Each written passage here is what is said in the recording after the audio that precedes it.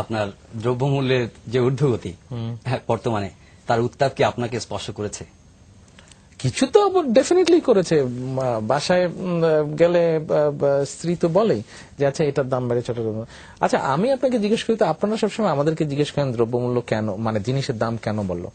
আপনি একটু বলেন তো জিনিসের দাম কেন বললো?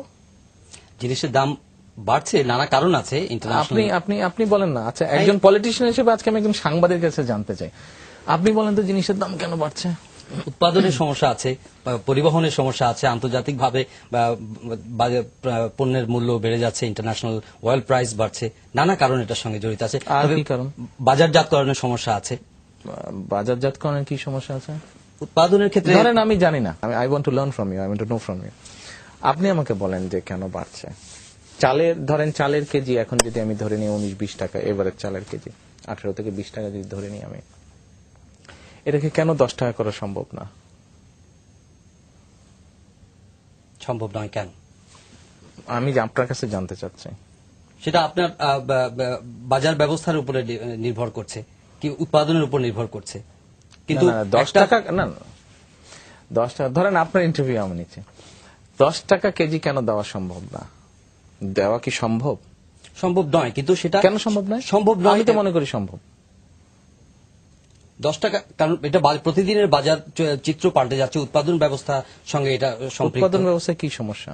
উৎপাদনে যদি আপনি প্রপারলি যদি সার, ডিজেল, বিদ্যুৎ সেগুলো যদি আপনি প্রপারলি সরবরাহ করতে না পারেন, সেক্ষেত্রে তো উৎপাদন হ্যাম্পার হতে পারে। উৎপাদন যদি হ্যাম্পার হয় তাহলে বাজারের দ্রব্যমূল্য তো স্বাভাবিকভাবে বাড়বে না। সার, ডিজেল, বিদ্যুৎ এবার তো আল্লাহর রহমতে আপনার বাম্পার ফলন হয়েছে।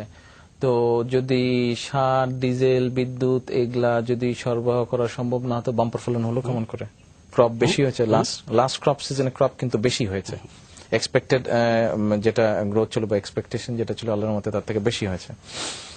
আমরা তো বলছি যে আপনার একটা রিজনেবল একটা প্রাইস, সেটা আপনি what is the reasonable price then for a kg, for 1 kg rice যেটা নরমালি মানুষ খায়,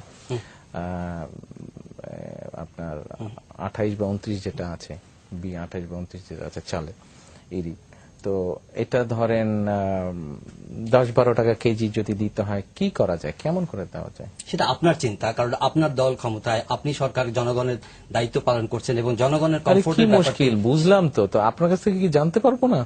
আপনার কাছ থেকে একটা জিনিস জানলে আমি গিয়ে আমার দলকে বলতে পারি, আমার দল ওটা নিয়ে চিন্তা করে, হতে পারে আপনি যদি বুদ্ধিটা বাতলে দিতে পারেন, এটা করলে দেশের মানুষ উপকৃত হবে। না, আমি তো রাজনীতিবিদ নই। রাজনীতিবিদ না, তাহলে দেশ নিয়ে তো চিন্তা করেন। রাজনীতিবিদ হলেই কি দেশ নিয়ে চিন্তা করতে হবে? সরকার তো আমি পরিচালনা করছি, ডাজন্ট ম্যাটার সরকার আপনি পরিচালনা, কিন্তু একটা তো উপায়, বুদ্ধি বা দেশের ভালোর জন্য তো একটা আইডিয়া তো দিতে পারেন। সেটার জন্য তো আপনারা ক্লিক করলে, হ্যাঁ সেটার জন্য তো আপনারা রয়েছে। না, সেটার জন্য আমরা নেই। আমরা তো ভাই আপনাদের কাছ থেকে জিজ্ঞেস করি। আমরা রাজনীতিবিদ যদি বলেন, রাজনীতিবিদ আপনাদের কাছ থেকে জিজ্ঞেস করেই তো করে। আমি তো জানতে চাচ্ছি কিভাবে সম্ভব। হ্যাঁ, সেটা আপনারা খুঁজে বের করবেন যে কিভাবে জনগণের সহনীয় পর্যায়ে দ্রব্যমূল্যটা রাখা যায়।